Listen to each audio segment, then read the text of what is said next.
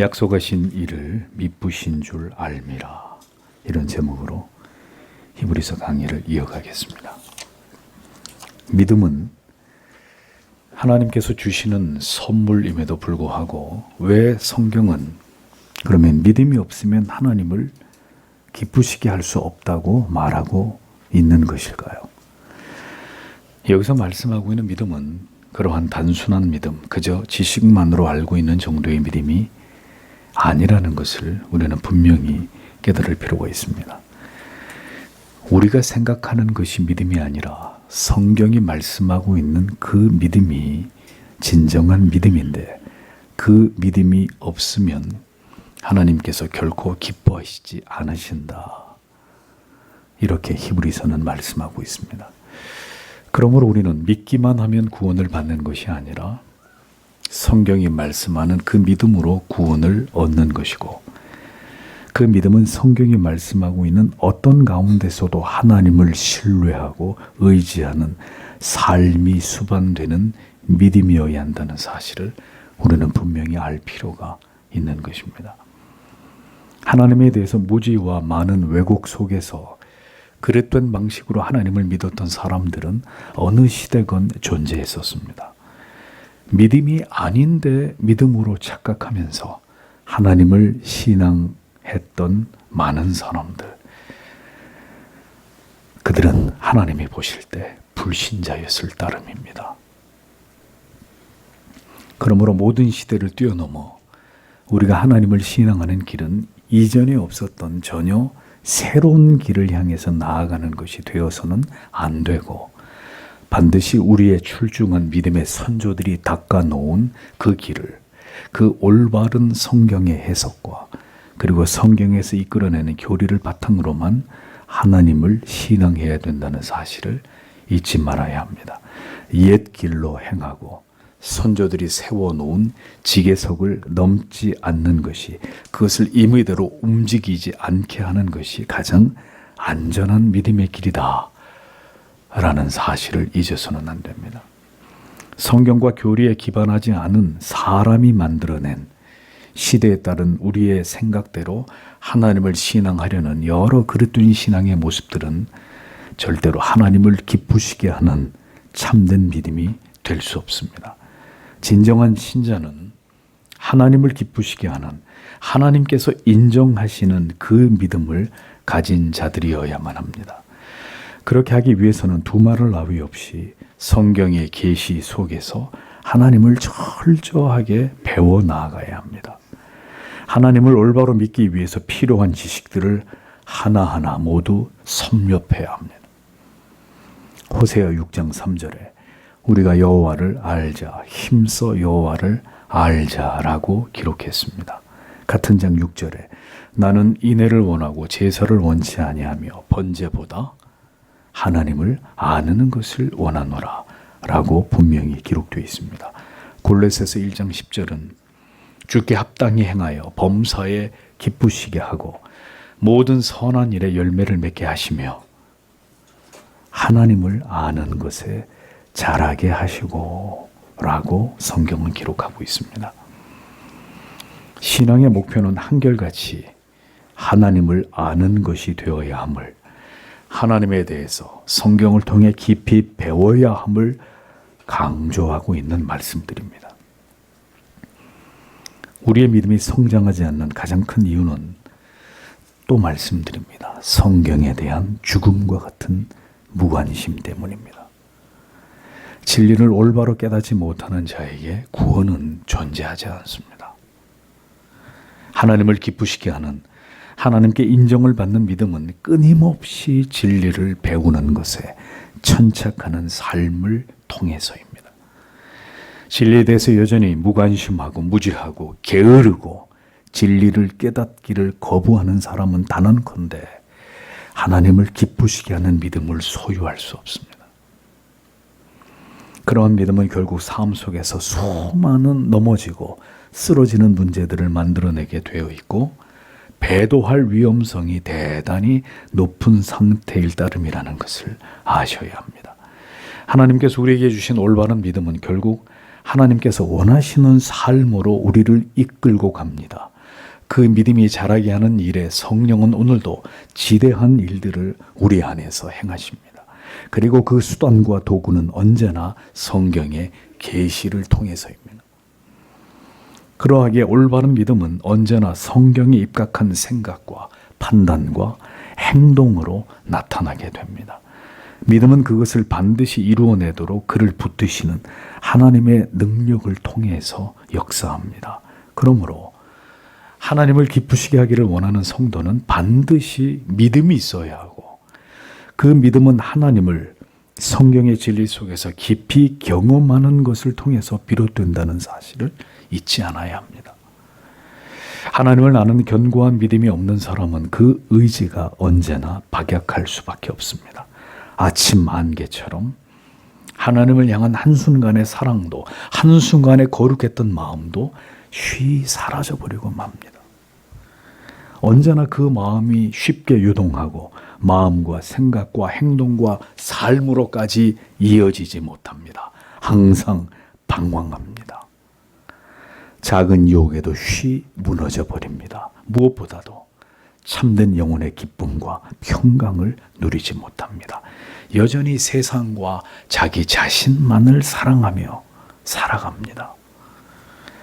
그의 인생은 그래서 하나님께로 더 가까이 나아가는 것이 아니라, 하나님과 더 친밀하게 동행하는 것이 아니라 하나님의 뜻에서 점점 더 멀어질 수밖에 없는 것입니다. 더 다가가고 있는 것이 아니면 더 멀어지고 있는 것입니다. 아시겠습니까? 그냥 제자리에 가만히 있는 게 아니라 더 하나님을 향해 가까이 나아가고 있는 게 아니면 점점 더 멀어지고 있는 것입니다.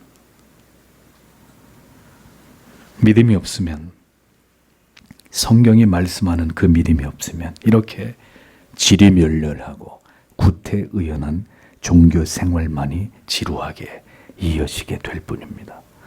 믿음을 주실 때 그 믿음이 하나님의 뜻을 아는 것으로 충만할 때 어떤 삶으로 그 믿음이 드러나고 증명되는지를 히브리서는 계속해서 구약의 인물들을 통해 아주 똑똑하게 이것을 논증해 주고 있습니다. 오늘의 본문의 7절을 보겠습니다. 믿음으로 노아는 아직 보이지 않는 것들에 관해서 계시를 받은 후에 경외하면서 그의 집의 구원을 위해서 방주를 준비했다. 그것을 통해서 그가 세상을 정죄했다. 그리고 믿음을 따른 의의 상속자가 되었다. 이렇게 기록되어 있습니다. 의인이며 당세의 완전한 자였고 에녹처럼 하나님과 동행하던 노아는 어느 날 하나님께로부터 이 땅의 모든 타락한 인간들을 내가 이 땅과 함께 다 멸하실 것이라는 하나님의 계시를 받게 됩니다. 그리고 이어 방주를 지으라는 하나님의 명령을 그가 받게 됩니다. 노아는 방주가 무엇인지를 알지 못했습니다. 왜냐하면 그는 지금까지 살아오는 과정에서 이 같은 크기의 배를 본 적도 없을 뿐만 아니라 심지어 그는 바다를 본 적도 없었을 것이기 때문입니다. 그 이유는 그가 살던 곳에서 가장 가까운 바다는 약 200km, 160km 정도 떨어져 있었습니다. 그러므로 그가 하나님의 명령을 받아 거대한 배를 지었다는 것은 딱 한 가지 사실을 말해줍니다. 오롯이 믿음이 아니고서는 그 일을 해낼 수 없었던 그런 일이었다는 것입니다. 그가 익히 할 수 있는 일에 대한 명령을 하나님께 받은 것이 아니라 전혀 해보지 않은, 머릿속에 상상조차도 되지 않는 그 불가능해 보이는 일을 노아는 하나님께로부터 명령으로 받았던 것입니다. 인본주의는 내가, 인간이 할 수 있는 범위를 절대로 벗어나지 않습니다. 그리고 그것을 믿음이라고 생각합니다. 어리석은 착각입니다. 인본주의의 신앙은 합리적입니다. 내가 할 수 있는 것만 하면 된다고 생각합니다. 그래서 인본주의는 신앙이 될 수 없는 것입니다. 신앙은 모든 것을 뛰어넘는 것입니다. 때로는 인간의 이성적인 추론과 경험도, 과학도, 상식도, 다수가 생각하는 옳음에 대해서도 아니요라고 분명히 말할 수 있어야 하는 것입니다. 여러분에게 120년 동안 달나라를 탐사할 우주선을 만들어라 라고 명령하는 것처럼 당시 노아가 받은 명령은 쉽게 이해되고 뭐 만들면 되지 하고 수긍이 될 수 있는 그런 차원의 명령이 아니었다는 의미입니다. 그것은 노아에게 지극히 무모해 보이는 명령이었습니다. 그가 믿음이 없는 자였다면 단번에 이렇게 말했을 것입니다. 못합니다. 저는 절대로 할 수 없습니다. 다른 사람을 알아보십시오. 저는 배가 어떻게 생겨 먹었는지 어떻게 만들어야 되는지도 전혀 아는 바가 없습니다. 하나님, 사람 잘못 보셨습니다. 하나님을 향한 믿음이 없는 사람은, 하나님을 향한 믿음이 있는 사람은 방법을 찾습니다. 하나님을 향한 믿음이 없는 사람은 핑계와 변명과 자기 합리화를 늘어놓습니다.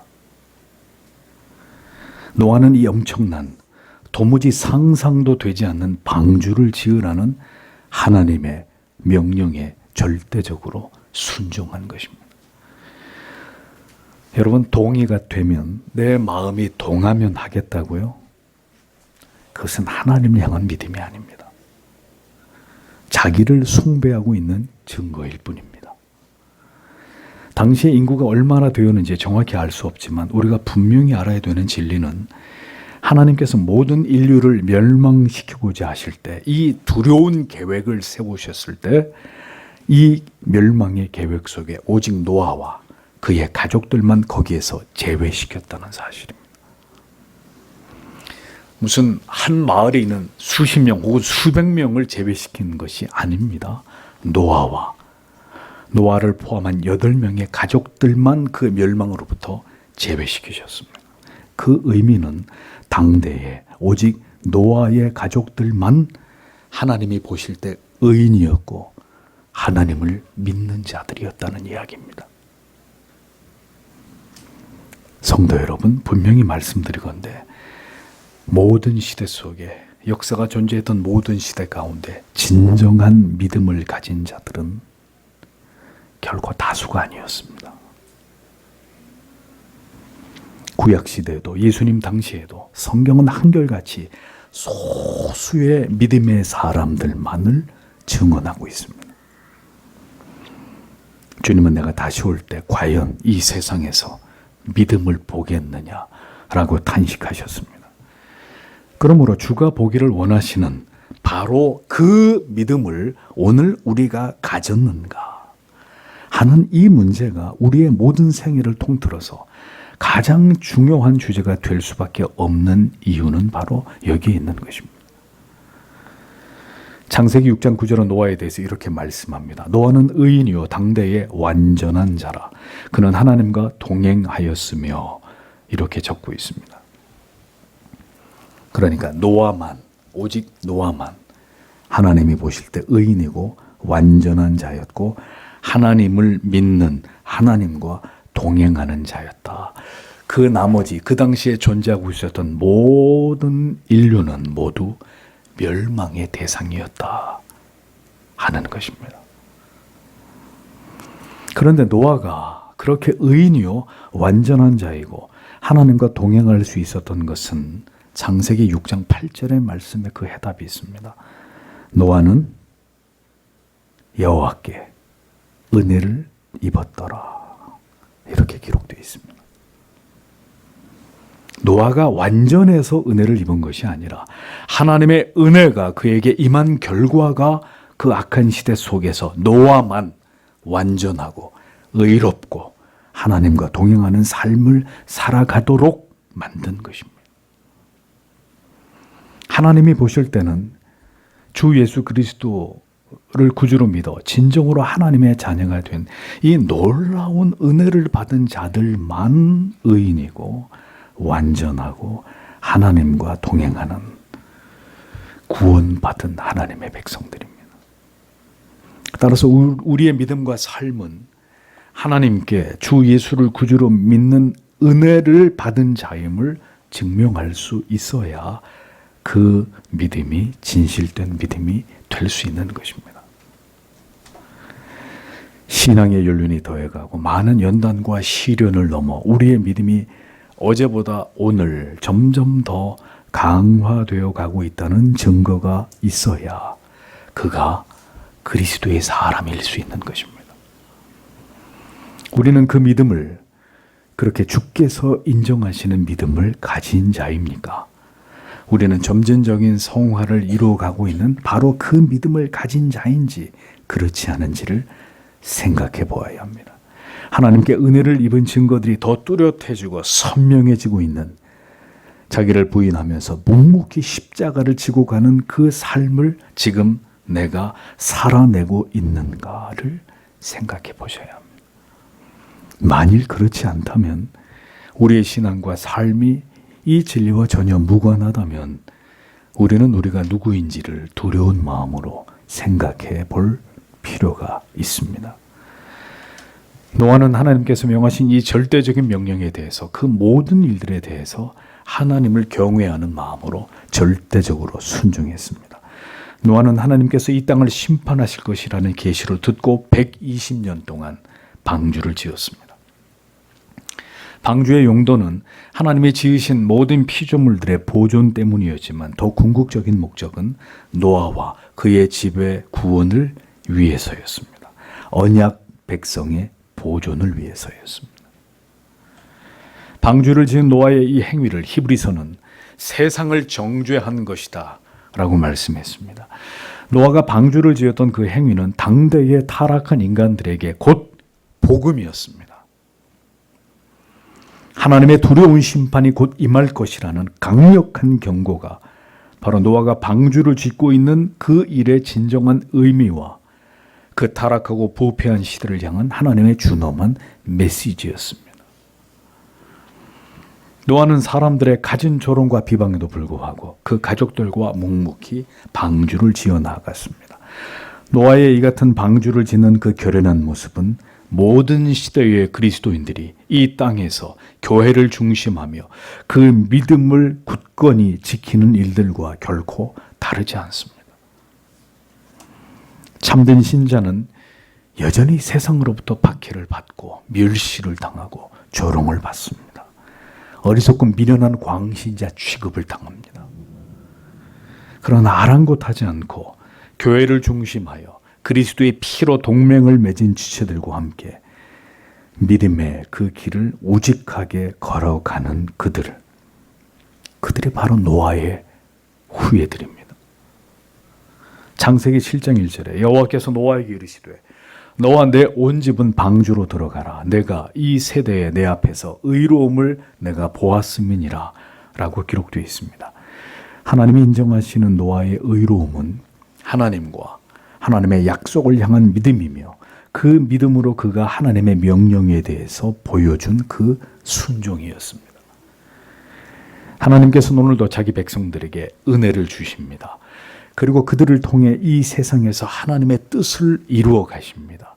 그 일은 세상과 믿지 않은 자들이 보기에는 지극히 어리석어 보일 수 있고 미련해 보일 수 있는 일들입니다. 주일마다 먼 거리를 마다하고 하나님을 예배하기 위해 이 자리에 나오시는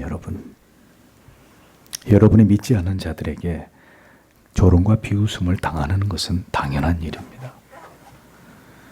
믿음의 길을 가는 자들에게 세상에 찬사가 쏟아지던 그런 날들은 없었습니다. 그러나 오늘 하나님의 말씀을 들으며 우리가 걸어가야 할 그 길에 대해서 깊이 생각하고 하나님의 은혜를 구하는 그 모습 자체가 여러분은 이 세상과 구별된 존재임을 증명하는 것입니다. 하나님의 은혜가 여러분에게 임하고 있음에 그 뚜렷한 증거가 되는 것입니다. 오늘도 하나님께서 이 약한 시대에 귀하게 보시는 것은 하나님을 향한 이 올바른 믿음을 지키면서 살아가는 성도의 삶입니다. 그것을 위해서 오늘도 하나님께서는 자기 백성들에게 참된 진리의 말씀을 통해 은혜를 공급하십니다. 그 믿음을 지키며 살아갈 넉넉한 힘과 위로와 용기를 주시는 것입니다. 방주의 목적이 의로운 하나님의 백성 노아와 그 가족들의 구원이었듯이 오늘도 교회가 존재하는 목적은 바로 하나님의 택하심을 입은 모든 의의 자손들을 구원에 이르게 하는 것에 있다는 것을 우리는 기억해야 합니다. 교회는 여전히 지속되고 있는 이 하나님의 위대한 구원 계획이 성취되고 있는 구속 역사가 이루어지고 있는 위대한 방주입니다. 구원의 중요한 수단입니다. 마지막 때의 구령의 유일한 수단이 되고 있는 것이 바로 오늘도 교회에서 선포되고 있는 이 복음, 하나님의 말씀입니다. 여러분은 하나님의 부르심을 받아 이 방주에 승선한 언약의 자손들입니다. 노아가 한 번도 해보지 않은 거대한 방주를 짓는 일을 그가 하나님을 경외하고 사랑함으로 감당했다면 우리 역시 한 번도 해본 적이 없는 예수 그리스도의 복음을 전하며 그리스도의 몸이신 교회를 이루고 그리고 그 교회를 이루고 있는 지체들을 주님의 몸으로 여기면서 마음과 뜻을 다해 섬기고 사랑하는 그 일들을 우리는 하나님을 경외하고 사랑함으로 바로 이 시대에 감당하고 있는 것입니다. 그 점에서 방주를 지은 노아와 우리에게는 구원의 방주를 짓고 있는 이 공통 분모가 존재하고 있는 것입니다. 모든 하나님의 언약의 자손들은 그들이 살았던 모든 시대 속에서 방주를 지었던 자들이었습니다. 위대한 하나님의 구속의 역사가 펼쳐지는 교회를 이 땅에 세우고 그리스도의 몸을 이루어 올바른 진리의 길을 쫓아가는 것으로 이 죄악된 세상을 정죄하고 믿음의 그 좁은 길을 걸어갔던 모든 의인들의 후손들로 존재하는 것입니다. 이 모든 것이 바로 믿음 때문이라는 이야기를 성경은 하고 있는 것입니다. 이 땅에 존재했던 모든 하나님의 사람들이 소유했던 하나님께서 그들에게 주신 그 믿음 때문에 그 믿음으로 그 같은 삶을 감당해 나아갔다는 이야기입니다. 우리는 노아의 후손들입니다. 여전히 이 시대에도 하나님의 명령을 따라 방주를 짓고 주님의 교회를 이루어 그 영원한 새 언약의 약속을 곧게 지키면서 하나님을 경외하는 삶을 감당해 나아가야 되는 의의 백성들입니다. 그것으로 오늘도 하나님을 멸시하고 진리를 비우는 자들을 단죄하면서 좁은 길을 걸어가고 있는 그것이 바로 우리의 사명입니다. 그러므로 성도 여러분, 우리가 누구인지를 잊어버리지 마십시오. 교회가 어떤 기능을, 어떤 존재의 목적과 이유 때문에 존립하는 것인지를 분명히 아셔야 합니다. 그것이 노아가 그 시대에 존재했던 이유였듯이 우리가 이 시대에 존재하는 이유가 되기 때문입니다. 믿음으로 노아는 방주를 짓고 그로 인해서 자기 집을 구원했습니다. 그것으로 믿음을 쫓는 의의 후사가 되었다고 성경은 말씀합니다. 칼빈은 이렇게 얘기합니다. 우리는 오직 믿음으로만 구원을 얻습니다. 그러나 구원 얻는 믿음은 결코 혼자가 아닙니다.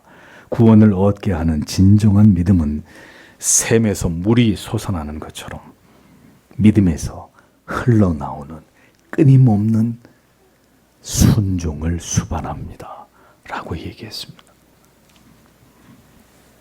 성도 여러분, 이 믿음으로 여러분도 주님의 교회를 중심으로 참된 진리를 수호하는 신자의 구별된 삶으로 하나님의 명령과 그 계명에 오늘도 전적으로 순종하는 삶으로 그 진정한 믿음의 계보를 잇는 의의 후손들이 되셔야 한다는 사실을 기억하시길 바랍니다. 8절을 보겠습니다. 믿음으로 아브라함은 부르심을 받을 때 그가 곧 유산으로 취하려 하고 있었던 장소로 떠나기를 순종했다. 그리고 그는 어디로 가는지 알지 못하면서 나아갔다라고 기록이 되어 있습니다. 아브라함은 갈대아 우르에서 창세기 12장 1절의 말씀처럼 내가 내게 지시할 땅으로 가라 하는 하나님의 명령을 받게 됩니다.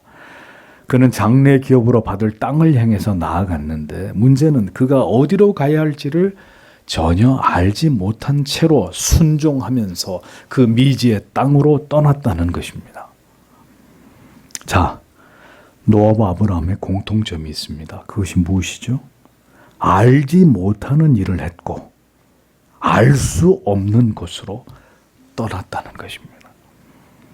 우리는 이로써 믿음이 바라는 것들의 실상이요 보지 못하는 것들의 증거라는 의미를 더 선명하게 깨닫게 되는 것입니다. 믿음은 다 아는 것, 다 보이는 것, 얼마든지 계산이 되는 것을 행하는 것이 결코 아닙니다. 여러분이 지금까지 그렇게 사셨다면 여러분들이 믿음으로 산 날이 단 하루도 없다는 뜻입니다. 거기에는 믿음이 필요치 않습니다. 믿음은 알지 못하는 것에 순종하는 것이고 어디로 가야 할지 전혀 모르지만 내게 익숙한 곳을, 내게 친밀한 사람들을 떠나서 하나님이 명하신 대로 정처 없이 떠나는 것입니다. 사람은 누구나 모든 것이 분명할 때 움직입니다. 이성적으로 충분히 따져보고 계산을 해보고 나서 결정을 하고 행동을 합니다. 오직 자기의 판단과 경험만을 의존할 때 충분히 그렇게 행동하기 마련입니다. 그런데 그렇게 살아가던 사람이 예수를 믿게 되면, 하나님을 믿게 되면 그의 생애에 중대한 변화가 일어나게 됩니다. 하나님을 의지하고 그 약속을 믿고 이제 더 이상 사람의 생각, 판단, 예측 그 너머의 일들을 결행하기 시작합니다. 도저히 일어날 수 없는 일이 일어나고 도무지 할 수 없는 일들을 하게 됩니다.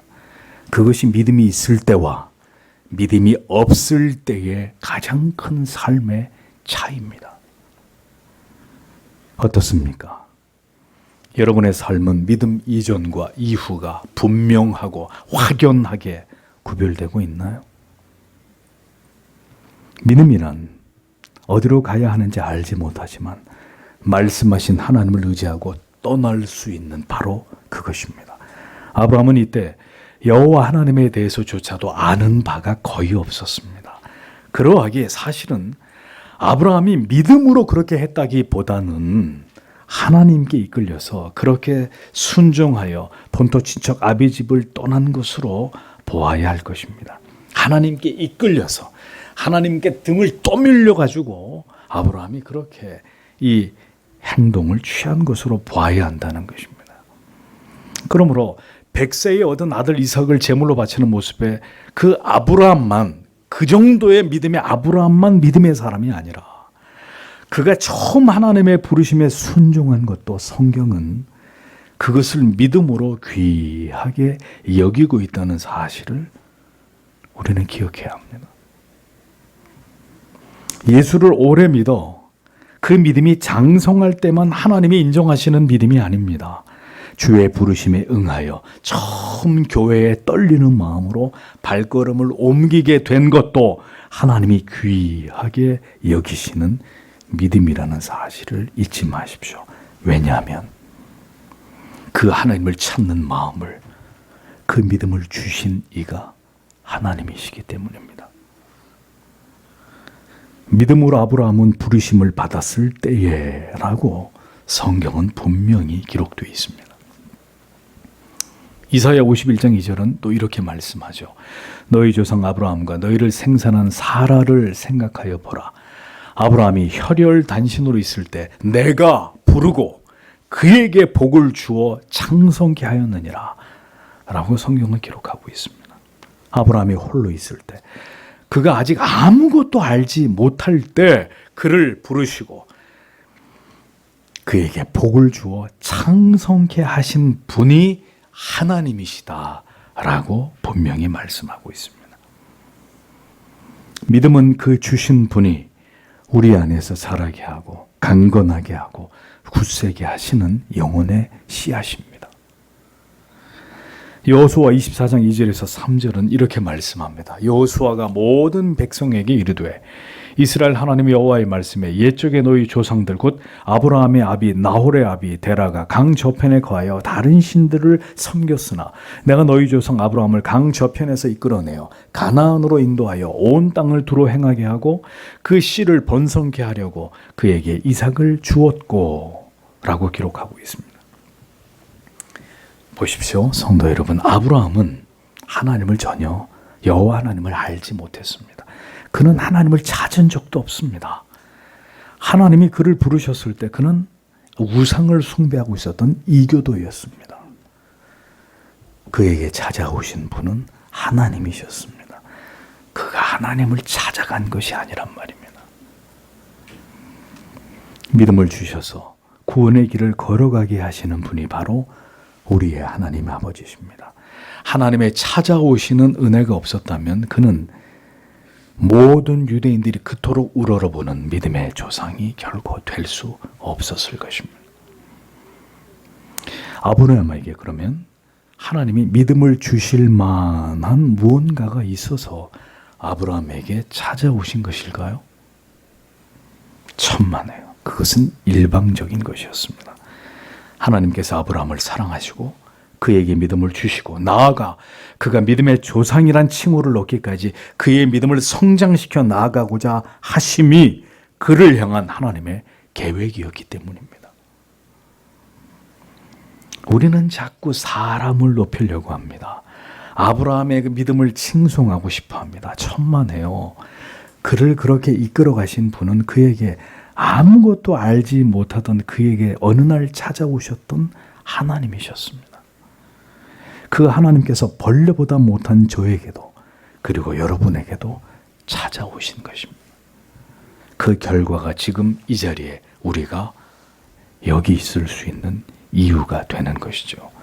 아브라함뿐만 아니라 하나님께로부터 임한 그 믿음을 받아 긴 신앙의 여정에 들어선 모든 이들이 참으로 하나님이 보실 때 하나님의 지극히 사랑하는 자녀들이 아닐 수 없는 것입니다. 아직 믿음이 깊지 않아 여러 가지로 불안하고 두려우십니까? 어떻게 앞으로 믿음으로 살아가야 될지 의심이 되고 염려스러운 분들이 계십니까? 걱정하지 마십시오. 아브라함도 그렇게 출발했습니다.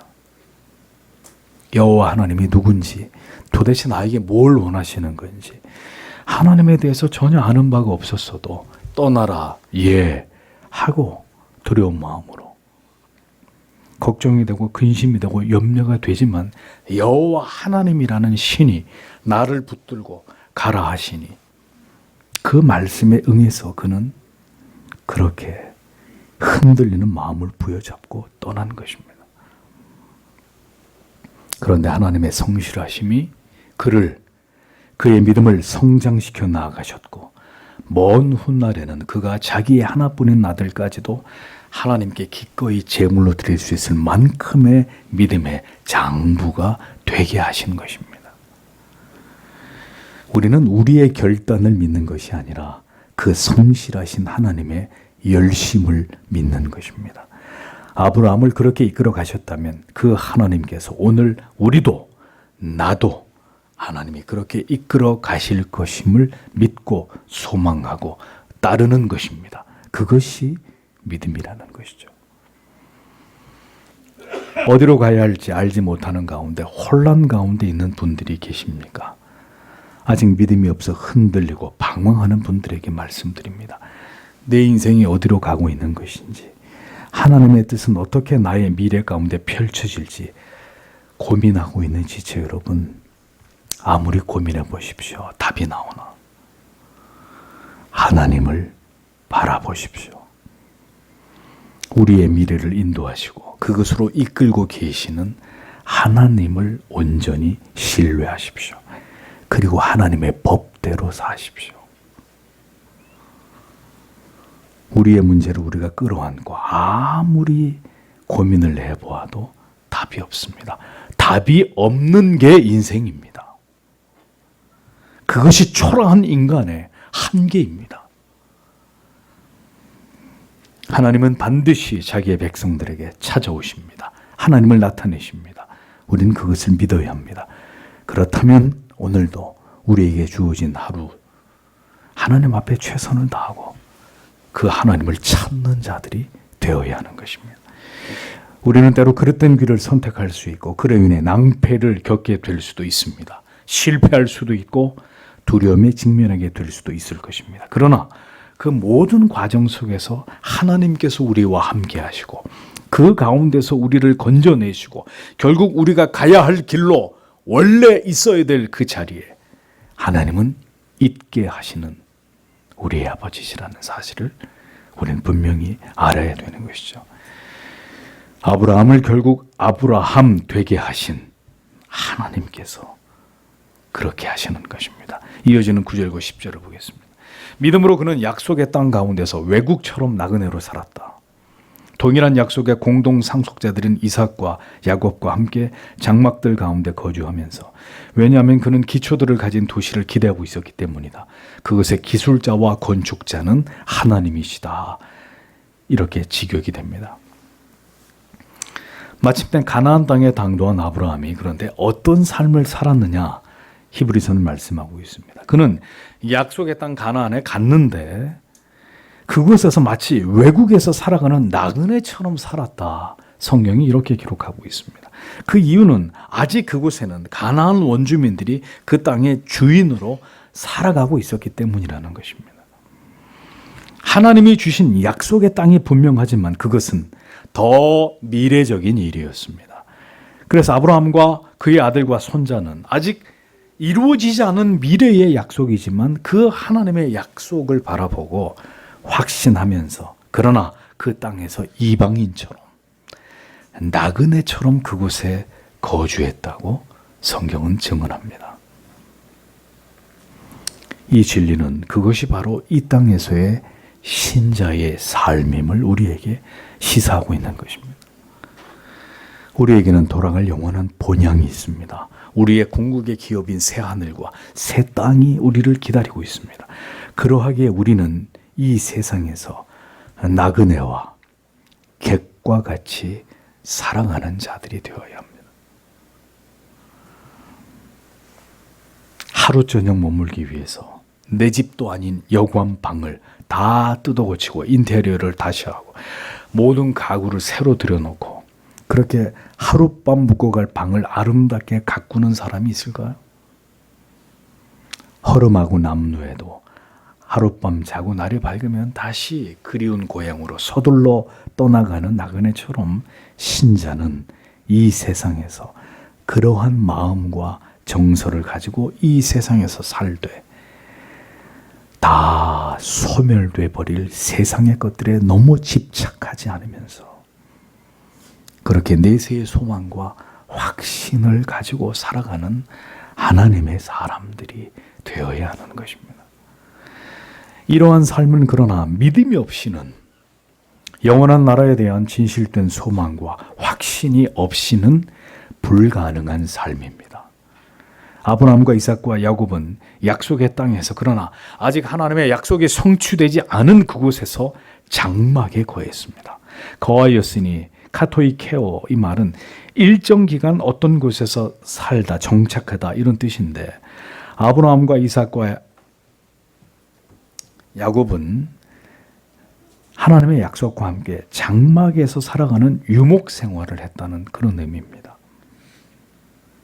그들이 그렇게 약속의 땅에서, 그렇지만 나그네처럼 살아갔던 궁극의 이유가 그럼 무엇이냐? 왜 거기에 터를 잡고 번듯하게 집을 짓고 그렇게 살지 않고 장막에 살았느냐? 그 이유를 이어서 성경은 말씀합니다. 이는 하나님의 경영하시고 지으실 터가 있는 성을, 그 성을 바랐음이니라. 이렇게 말씀합니다. 아브라함의 장막은 견고한 기초가 없는 천 조각에 불과했지만 하나님께서 마련하신 하늘의 도성은 그 기초가 영원히 견고하고 흔들리지 않는 하나님에 의해서 설계되고 만들어진 도성이었습니다. 아브라함과 이삭과 야곱은 바로 그 영원한 하나님의 도성을 바라고 이 땅에서 장막에 살았다. 성경이 그렇게 말씀하고 있는 거죠. 그들은 이 땅에서의 자기들의 웅장하고 편안한 집이 아닌 하나님이 설계하고 건축하신 하늘의 도성을 바라보고 있었기 때문에 이방인처럼 그리고 나그네처럼 가나안 땅 장막에 유할 수 있었다고 성경은 말씀하고 있습니다. 진정한 신자는, 하나님이 지극히 사랑하시는 진정한 신자는 이 땅에서 결핍을 경험하면서 살아갈 수밖에 없습니다.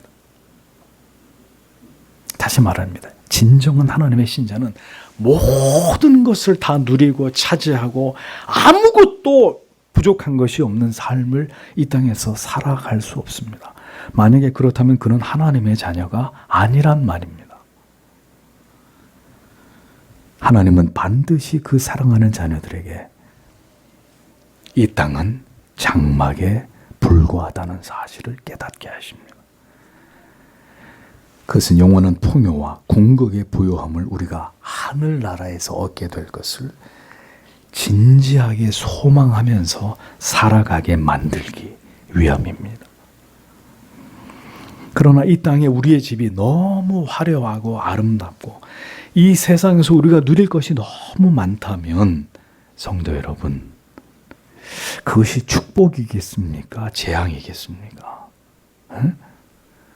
그래서 하나님을 찾을 이유도 없고 종일토록 하나님을 예배할 이유도 없고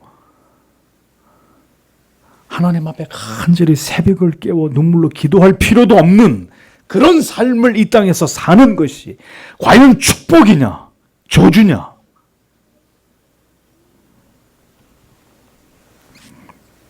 그 풍요와 번영이 우리의 영혼의 눈을 가리워서 영원한 도성을 바라보고 소망하지 못하게 만든다면 여러분들의 영혼에 재앙이 되는 것입니다.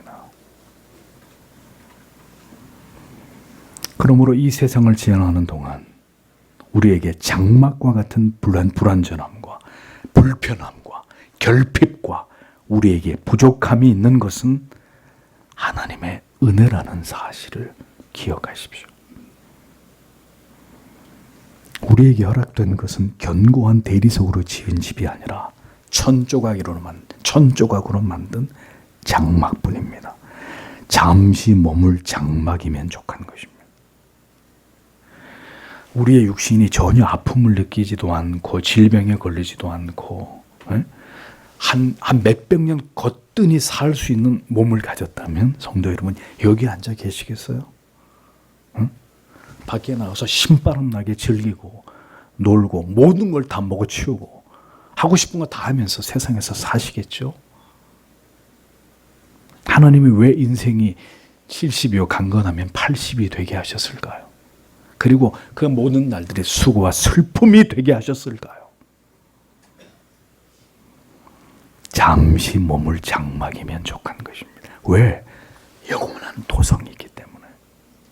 그러니까 이것을 믿지 않는 사람은 신자가 아니다. 믿음이 없는 사람이다. 모든 집을 버리고 산속에 들어가 장막을 치고 이제부터 사시라는 말씀이 아니라 언제나 신자된 우리의 마음과 영혼이 그렇게 이 세상에서 겸비하고 가난해야 된다는 말입니다. 세상에서 뭔가 소유한 것으로 행복과 기쁨을 누리려고 하는 그 마음들을 다 버리라는 뜻입니다. 언제나 거룩한 영혼과 마음의 결핍을 가지고 영원한 나라를 소망하며 살아가는 삶이 신자의 삶이 되어야 한다는 뜻입니다. 이 땅에서의 우리의 인생의 가치가 무엇입니까?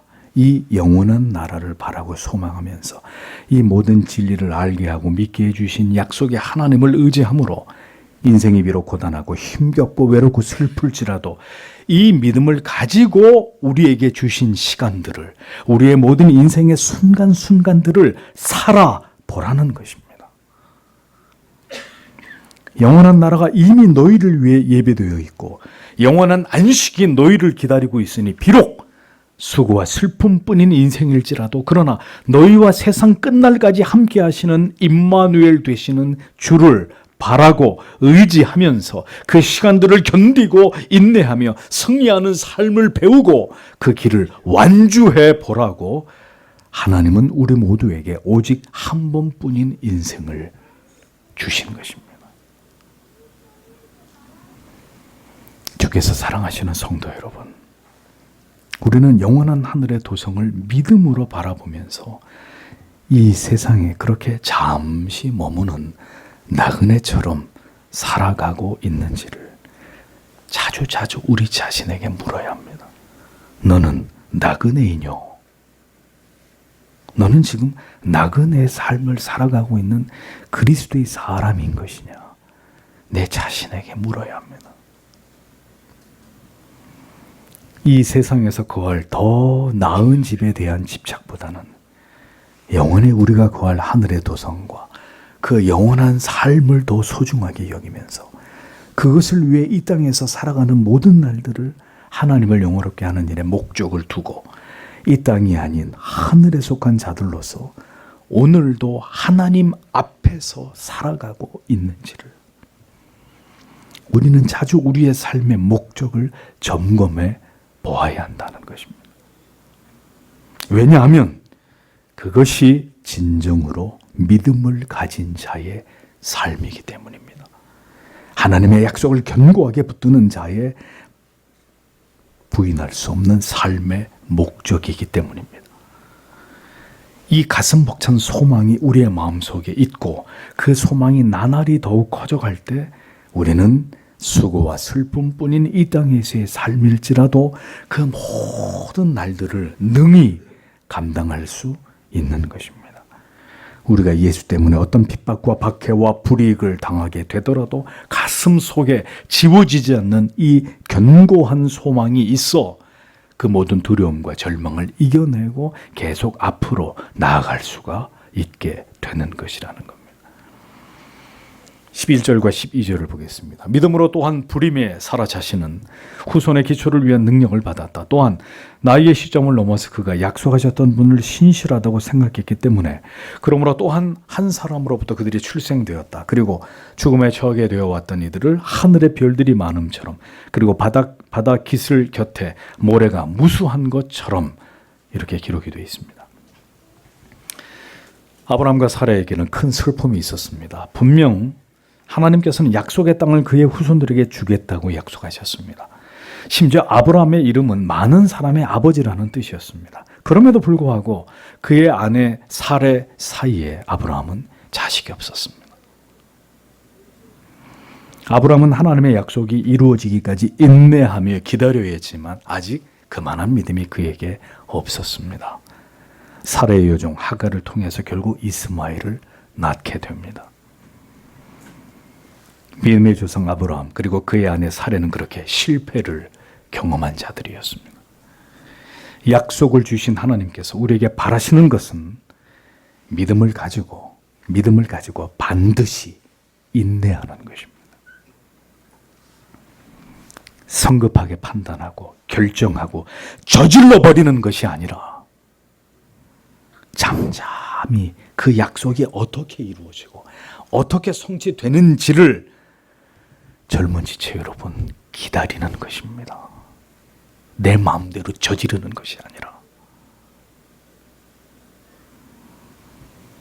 그러나 아브라함도 사레도 그들은 그 하나님의 약속을 기다리지 못하고 인간적인 성급함으로 그릇되게 행했고 그 결과는 오랜 세월 동안 심지어 오늘에 이르기까지 해결되지 않는 분란과 갈등과 대립의 원인이 되었습니다. 하나님은 이 실패를 통해 인내를 아브라함과 사레에게 가르치셨습니다. 그들에게 약속에 대한 인내를 깨닫게 해주시기 위해 이 모든 것을 허용하셨습니다. 약속을 잠잠히 기다리지 않은 그 결과에 대해서 그들은 결코 작지 않은 대가를 치르게 하셨습니다. 우리 인생 속에서도 이런 일들이 일어난단 말입니다. 하나님의 약속을 불신하고 의심한 그 대가를 평생 동안 지불하면서 그것으로 우리가 하나님께 인내와 연단을 배우게 되는 일들을 경험하게 되는 것입니다. 아브라함에게 위대한 약속을 주셨지만 여전히 무자한 가운데 그를 두신 하나님의 섭리와 뜻을 아브라함은 전혀 깨닫지 못하고 있었습니다. 이 또한 그가 하나님을 온전히 의지하고 신뢰하고 있는지를 보시기 위함이고 그에게 인내를 배우게 하시는 하나님의 뜻이 있었던 것이죠. 잊어버리지 마십시오. 성공을 통해서만 믿음이 성장하는 것은 아닙니다. 믿음으로 행하지 않은 치명적인 실수를 통해서도 그 지독한 아픔과 고통을 통해서도 우리의 믿음은 성장해 가는 것입니다. 그래서 인생 속에서는 실패와 좌절도 경험하게 되는 것이고 죄와 유혹에 넘어지는 일도 일어나게 되는 것입니다. 일부러 그렇게 하라는 말이 아닙니다. 우리가 저지른 그 모든 어리석은 일들 가운데서도 마침내 하나님의 선하신 뜻은 어떻게 이루어지게 되는지를 바라보게 되는 것이 바로 인생이라는 것입니다. 오랫동안 자식이 생기지 않은 부부의 아픔은 겪어보지 않은 사람은 잘 모를 것입니다. 주변의 다른 성도님들이 아기를 낳게 되었을 때 한없이 그 아기를 바라보며 부러워하는 아이를 낳지 못하는 그 부부의 간절한 눈빛을 보십시오. 자기의 여종을 통해서 아브라함의 씨를 보았음에도 사내는 전혀 행복할 수 없었고 도리어 그녀의 고통은 더 가중되었습니다. 성경은 분명히 아브라함 네 몸에서 나는 네 아들이 아브라함의 상속자가 될 것이라고 말씀하고 있습니다. 그런데 아브라함도 이것을 믿지 않았습니다. 성도 여러분, 이런 아브라함이 믿음의 조상, 결국 열국의 아비, 많은 사람들이 아비에서 열국의 아비로서의 아브라함이라는 이름과 칭호를 얻게 된 것은 순전히 하나님의 은혜와 그분의 열심 때문이었다는 사실을 잊지 마십시오. 창세기 15장에 보면 이렇게 믿음이 부족한 아브라함에게 하나님이 그를 이끌어서 어떻게 하도 아브라함이 믿지를 않으니 시각적인 교육을 통해서 그에게 믿음을 불어넣으시는 장면이 나오죠. 2절에서 6절에 아브라함이 가로되 주 여호와여 무엇을 내게 주시려나이까 나는 무자하오니 나의 상속자는 이 다메섹 엘리에셀이니이다. 자기 늙은 종을 보면서 이 사람이 내가 죽으면 내 후손이다 이렇게 얘기하고 있습니다. 아브라함이 또 가로되 주께서 내게 씨를 아니 주셨으니 내 집에서 길리운 자가 나의 후사가 될 것이니이다. 여호와의 말씀이 그에게 임하여 가라사대 그 사람은 너의 후사가 아니라 네 몸에서 날 자가 내 후사가 되리라 하시고 그 다음에 그를 이끌고 밖으로 나가 가라사대 하늘을 우러러 뭇별을 셀 수 있나 보라. 또 그에게 이르시되 내 자손이 이와 같으리라. 아브라함이 여호와를 믿으니 여호와께서 이를 그의 의로 여기시고 이렇게 기록이 되어 있습니다. 이것이 하나님의 열심이고 하나님의 설득입니다. 사례 역시 아브라함에게 주신 하나님의 약속을 불신하고 있었습니다. 그러나 히브리서는 놀랍게도 이 다음의 믿음의 인물이 아브라함의 아내 사라를 예를 들고 있습니다. 임신하지 못했던 사례는 그러나 후에 태의 문을 열어주신 하나님의 은혜로 임신이 가능한 연령을 훌쩍 뛰어넘어서 잉태를 하게 됐습니다. 그러니까 이 같은 은혜를 그녀가 받은 것은 약속하신 이는 미쁘신 줄을 알았기 때문이다. 성경이 이렇게 기록합니다. 이건 결과적인 거예요.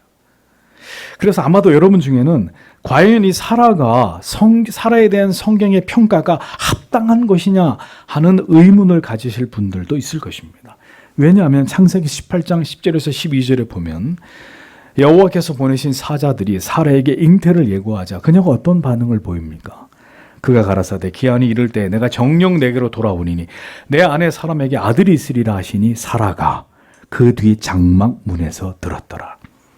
아브라함과 사라가 나이 많아 늙었고 사라의 경수는 끊어졌느니라. 사라가 속으로 웃고 이르되 내가 노쇠하였고 내 주인도 늙었으니 내게 어찌 낙이 있으리요. 이것이 사라의 반응이었습니다.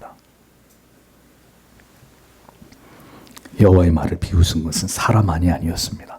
창세기 17장 15절에서 19절에 하나님이 또 아브라함에게 이르시되 내 아내 사레는 이름을 사레라 하지 말고 그 이름을 사라라 하라.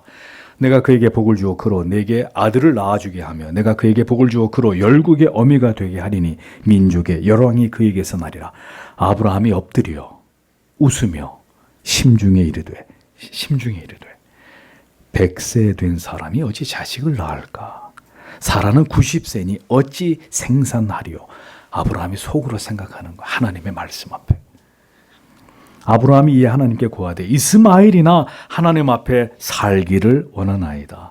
하나님이 가라사대 아니라 내 아내 사라가 정녕 내게 아들을 낳으리니 너는 그 이름을 이삭이라 하라. 내가 그와 내 언약을 세우리니 그의 후손에게 영원한 언약이 되리라 라고 기록되어 있습니다.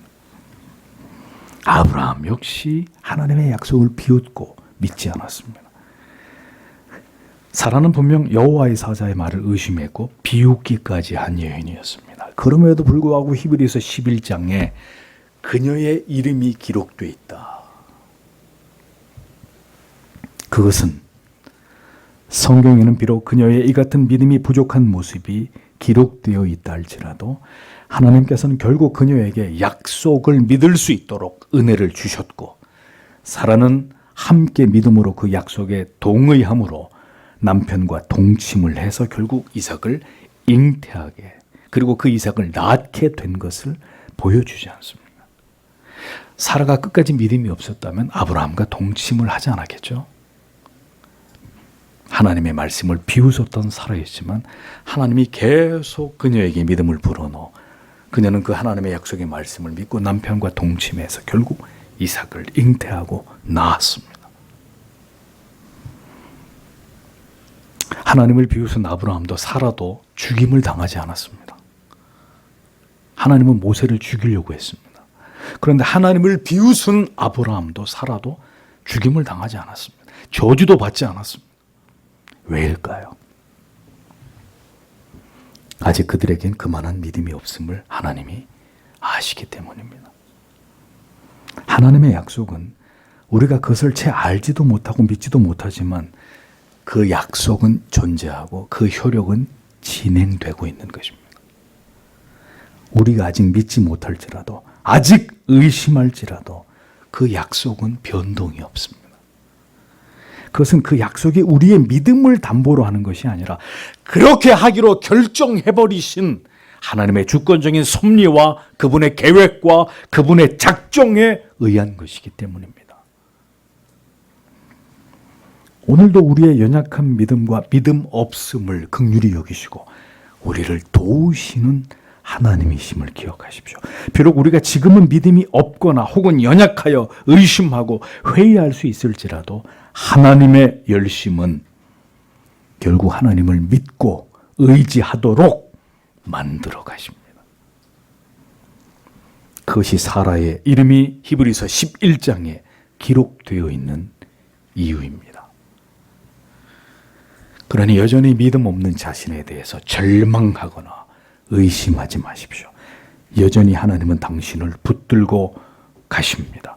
지금은 의심하고 회의하고 방황할지라도 하나님은 반드시 당신에게 믿음을 불어넣으시고 그 계획과 뜻대로 나아가도록 이끌어 가실 것입니다. 노쇠하여 생명을 생산할 능력이 전혀 없었던 아브라함과 사라이지만 그들은 결국 약속하신 하나님께서 마침내 그 뜻을 친히 이루실 것을 믿고 이삭을 출산했다는 사실을 성경은 우리에게 고하고 있는 것입니다. 그리고 그렇게 되어지도록 하나님이 역사하셨다는 사실을 손가락으로 짚어서 가르쳐주고 있는 것입니다. 우리에게 출중한 믿음이 있을 때만, 우리의 믿음이 탁월하게 성장한 이후에만 하나님이 우리를 인정해 주시는 것이 아닙니다. 갓난아이가 태어나는데 갓난아이가 잘 자라서 어여시 성인이 되어야만 그 부모가 됐어, 이제는 내 자식이야, 그렇게 하나요? 아니죠. 갓난아기 때부터, 아니 그 엄마의 뱃속에 있을 때부터 자식으로 인정을 받게 되고 모든 사랑을 독차지하지 않습니까? 그렇듯이 하나님의 사랑도 이미 여러분이 이 땅에 존재하기 전부터, 우리에게 믿음이 전무할 때부터 그 사랑은 시작된 것이라는 것을 잊어버리지 마십시오. 비록 사라처럼 여호와의 말씀을 확고하게 믿을 수 있을 만큼 아직 그 믿음이 견고하지 않고 여전히 의심하고 때때로 하나님의 약속을 불신하고 있다 하더라도 하나님은 하나님의 그 성실하신 열심으로 우리를 믿음의 길로 이끌어 가시는 분이십니다. 결국 우리 안에 있는 모든 의심과 회의와 반감을 잠재우시고 여호와 하나님께서 마침내 그 약속을 이루실 것을 믿게 하심으로 그 믿음으로 우리가 걸어가야 될 모든 길을 끝까지 걸어가게 하시는 하나님은 그런 인자하신 아버지가 되십니다.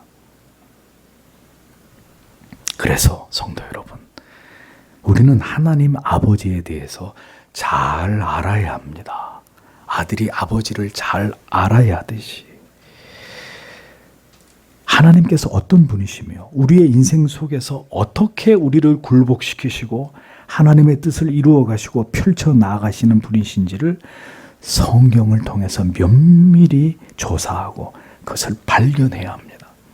그렇게 해야 우리는 그 하나님을 아는 올바른 지식을 토대로 하나님과 올바른 관계를 맺고 그 지식에 대한 확고한 믿음을 가지고 하나님께서 인도하시고 빚어가시는 대로 우리의 인생을 살 수 있고 하나님께서 원하시는 믿음의 사람으로 성장해 나아갈 수가 있기 때문입니다. 사라는 자신을 믿지 않았습니다. 하갈을 통해 받은 멸시는 그녀로 하여금 결국 하나님만을 온전히 신뢰하는 여인으로 변화되게 만들었습니다. 약속을 기다리지 않은 고통은 그녀를 더욱 믿음의 여인이 되어가도록 일조했습니다. 그녀는 이미 태의 문이 닫혀버린 자신을 그래서 바라보지 않았고 뭘 바라봤습니까? 하나님의 약속을 바라봤습니다.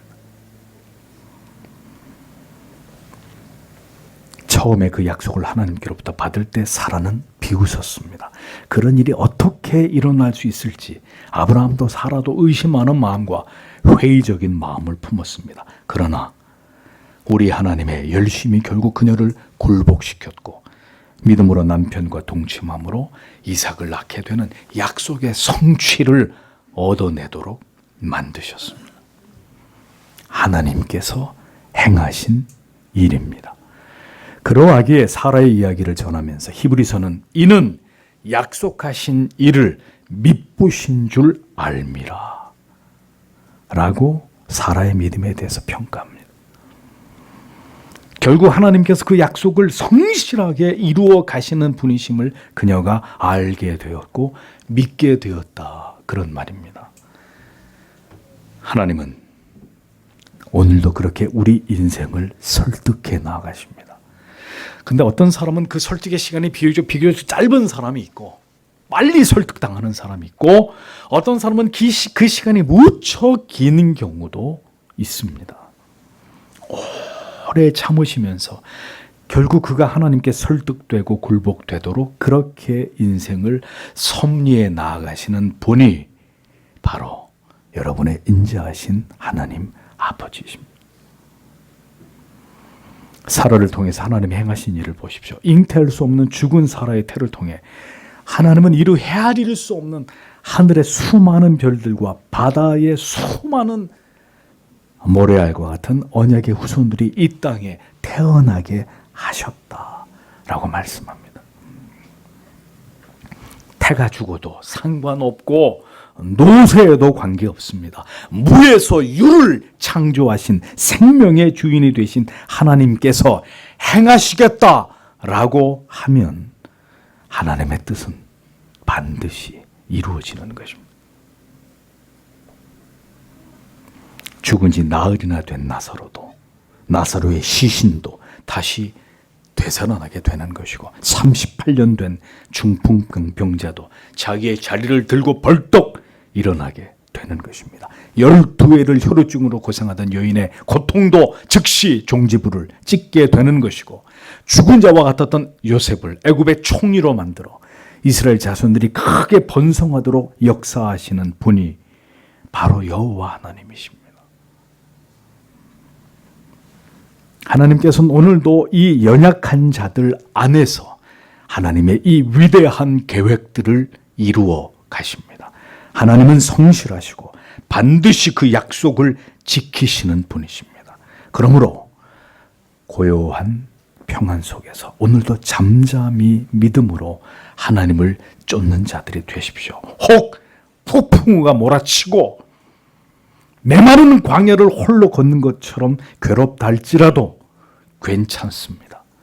하나님은 그대와 함께 하실 것이고 마침내 그 모든 과정을 통해 하나님의 위대한 뜻을 당신 안에서 이루실 것입니다.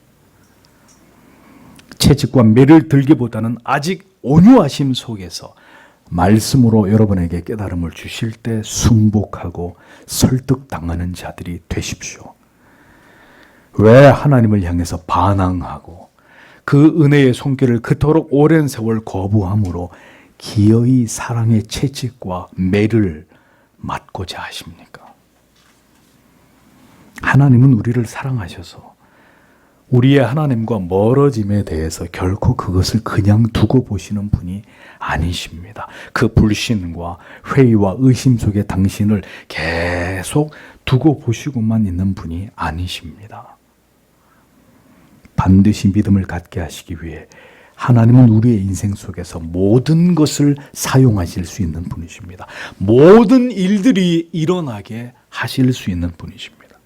우리의 모든 불행과 고통스러운 질병과 하늘이 무너지는 듯한 사랑하는 사람과의 사별의 슬픔과 그리고 절망적인 상황과 모두에게 버림을 당한 지독한 고독의 그 깊은 상처까지 모든 걸 사용하셔서 하나님 앞에 굴복시키고야만은 하나님은 그 약속을 사랑하시는 자녀들 안에서 이루어 가시는 일에 있어서 전혀 흔들림이 없는 분이십니다.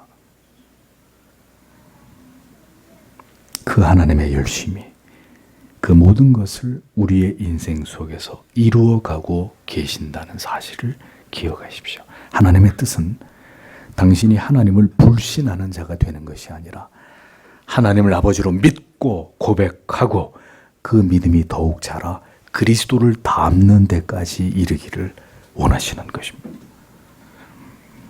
성도가 하나님께 드릴 수 있는 가장 큰 헌신은 예배당을 지어드리는 거예요? 아니에요. 11조를 1등으로 많이 내는 거 그런 거 아닙니다. 성도가 하나님께 드릴 수 있는 가장 큰 헌신은 우리가 더 하나님을 곧게 신뢰하며 믿음을 가지고 이 세상을 살아가는 하나님의 자녀가 되는 것입니다. 언제나 믿음으로 생각하고 믿음으로 판단하고 믿음으로 결정하고 하나님을 굳게 신뢰하고 의지함으로 그렇게 인생의 모든 날들을 우리가 살아가는 것을 우리의 아버지께서 가장 기뻐하십니다. 그러므로 오늘도 하나님의 섭리는 우리의 믿음이 자라가게 하는데 그 초점이 맞추어져 있음을 기억하십시오. 그러하기에 우리가 믿음이 자라기에 가장 적합한 상황과 환경들을 오늘도 만들어 가십니다. 그런 일들을 겪게 하시고 우리를 그곳에 두시고 우리에게 그것을 위한 사람들을 교관으로 우리 곁에 세워 두시는 분이십니다. 잊지 마십시오. 하나님은 절대로 당신을 우리를 포기하지 않으십니다. 믿음의 사람이 되기 위한 모든 대가를 지불하게 하실 것입니다. 그 믿음이 있어야 구원받은 하나님의 자녀가 되고 영원한 삶을 주와 함께 살아갈 수 있기 때문입니다. 부활하신 주님께서 의심하는 당신의 제자 도마에게 나타나셔서 뭐라고 말씀하셨습니까? 요한복음 20장 27절에 도마에게 이르시되 내 손가락을 이리 내밀어 내 손을 보고 내 손을 내밀어 내 옆구리에 넣어보라. 그리하고 믿음 없는 자가 되지 말고 믿는 자가 되라. 믿음이 없거나 믿음이 연약한 성도 여러분, 부디 그 자리에 가만히 계시지 말고 당신의 주님을 찾으십시오. 그 앞으로 나아가 손을 뻗어 보십시오. 믿지 않으려는 마음을 거두고 믿고자 하는 마음으로 오늘도 말씀을 통해서 주의 손을 만져보시고 그 옆구리에 손을 넣어보십시오. 도마에게 내어주셨던 주님의 손과 그 옆구리에 난 구멍을 그대에게도 반드시 경험하게 하실 분이 바로 그리스도이십니다. 그 모든 의심이 믿음으로 바뀌게 하시고 그 모든 불신이 확신이 되게 하실 것입니다. 오늘도 주의 마음은 믿음을 우리 안에 불어넣고자 하시는 그 마음이시기 때문입니다. 그것이 그들을 위해 하나님의 어린 양께서 피로 물든 십자가 위에서 자기를 버리셔야만 했던 그 이유이기 때문입니다. 기도하겠습니다.